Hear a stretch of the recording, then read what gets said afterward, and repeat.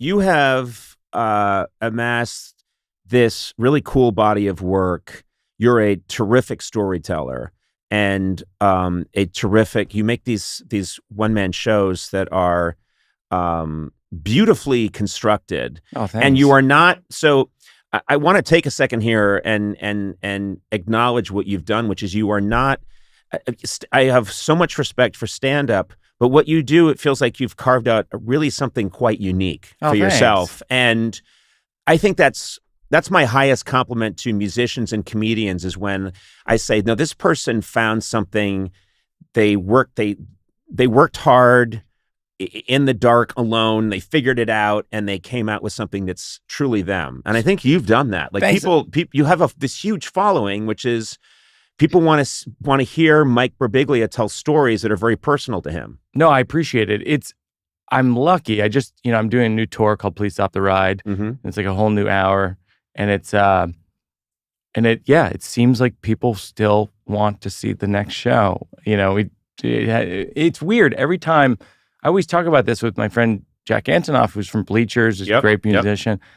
And we've been friends for like 20 years. We're both touring acts. And like, when you put a tour on sale, you find out if anyone still cares. Yeah. You know what I mean? Yes. And it's like, and so it's exciting that I've made these, like you're saying, like I made these things that, and it's kind of by accident that I made it specific. It's really just because I'm really interested in plays and I'm really interested in movies and drama. And then also I'm really interested in stand-up. And then along the way, I started working with a theater director, Seth Barish, and I started working with theater producers, and at a certain point, it just became a thing. Like it wasn't an overnight thing. And at a certain point, like probably my biggest break was like in 2008, Nathan Lane agreed to present my show off Broadway, Sleepwalk with Me, which is the first one of these.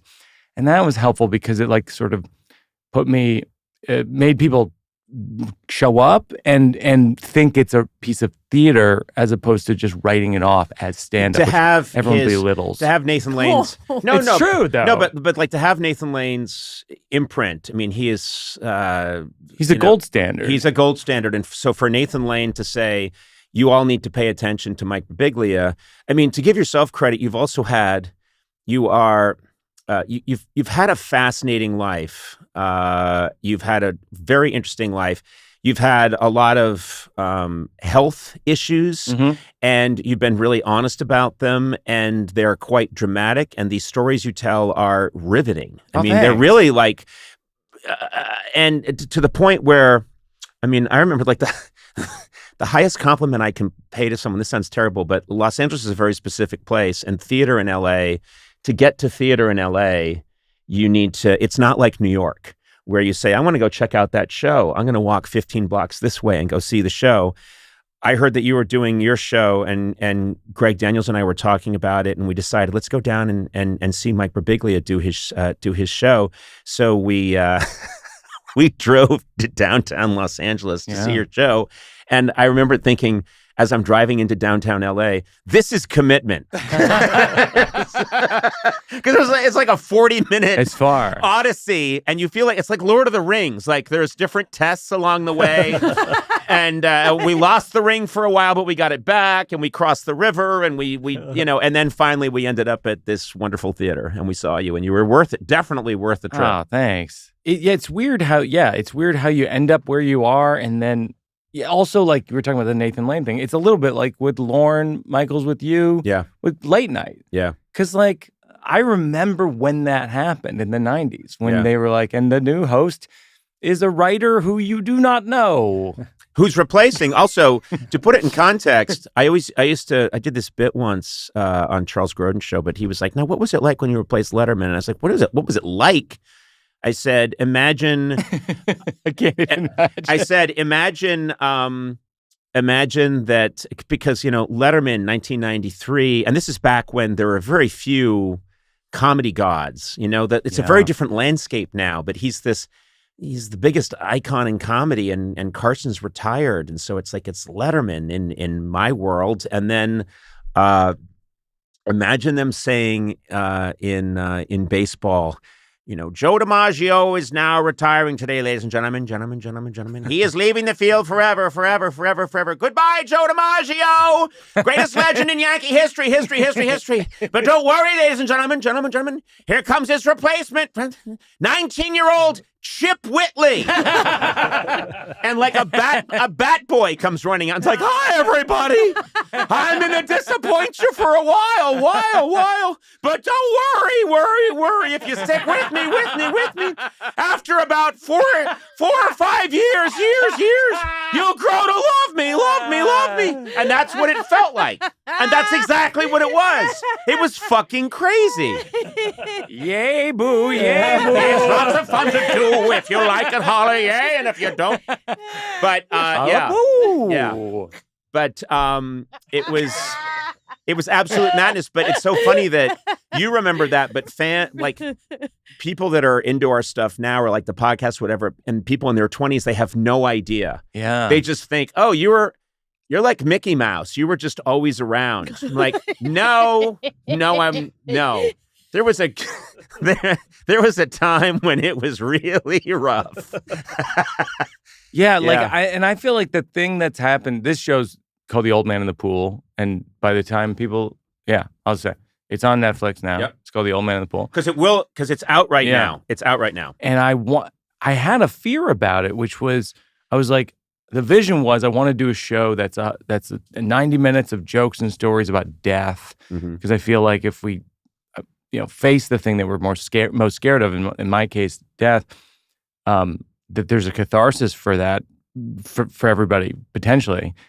And I did have a fear of like, oh, I'm going to go out with this, and then some people are going to be, if they're going through, sorrow or dealing with deaths of people close to them, are going to have a bad effect. And it was the opposite. Like literally the people who would come up to me, like when I was doing it in LA, like I remember like this woman came up to me after the show and she was like, I recently lost some people in my life, and I lost my dad and a bunch of people. And tonight when I was in the audience, like I felt like I was laughing with my dad. And it was like, and genuinely, like I feel like that's the thing about being in my 40s that I did not expect. First of all, I didn't expect to be doing comedy in my 40s, or somehow like in my 20s and 30s even, didn't anticipate that it would continue somehow. But I feel like the thing that I've started to realize is like, oh, it really is about them. It's about the audience. It's about their experience. And if you can get people to that point, that's why I'm excited that it's on Netflix now, because it's like, oh, well, maybe it'll have that effect with the hundreds of millions of people who are able to get to Netflix. And that's been my discovery. But the thing is, like it's funny because and this is a compliment again, hard to categorize you because you are very funny and you are a comedian and you are doing stand-up comedy, but it's also not stand-up comedy because you're telling stories. And we've talked about this somewhat. I know you, and you mentioned your mom. I know your mom was a major influence on you. Yeah. Because like my parents, she comes from this Irish storytelling tradition. And I just knew that I grew up in a similar kind of situation where telling stories and being able to make something that happened to you funny was sort of just a way of life. It's how you grew up. It wasn't even thought of as a possible profession, right? Yeah, it's definitely not. I mean, I grew up outside of Worcester. I didn't even grow up outside of Boston. Like people don't even understand when I explain where I live. I'm like Central Massachusetts. They're like, why would anyone live there? In the middle. Yep. In the middle. In Shrewsbury, Massachusetts, which I love. And I just went back there recently. I love it. But it's also like no one in the town thought show business wasn't a job that anyone even had. Right. I mean, it was an outrageous thought. But I feel like even when I go home now, it's like, and my mom's a great storyteller, and my siblings, my two sisters, Gina and Patty, my brother Joe, they're a riot. And like the most fun is, my wife always comments on this, is that when I'm home, it's not the dinner, the Christmas dinner that's funny. It's like the 11, 12 at night, 1 a.m. sitting around the kitchen aisle. Kitchen. Yeah. Kitchen. And just telling stories about kids you grew up with and what's going on with everybody and what's this person up to. And that's like, I'm getting choked up even saying, it's like, weirdly, that's my favorite thing to do. Yeah. Well, be it's with also people you love and just tell stories about things. Right. But I think you've done a really good job of replicating that there's an alchemy that happens specifically around the kitchen island. Or for us, I still see it when I go home and my parents are still with us. It's so funny. Mulaney, last time I was talking to him and I mentioned that my dad is 94 and he said, I forget how he said it because his diction is so perfect, his word choice, but he just said, I think it's like something like unseemly or silly that a man your age still has his father. And I was like, no, but it was, I could kind of see like, oh, come on, Conan. Yeah. You're That's so ancient funny. and you're saying, I just saw my dad? That's ridiculous.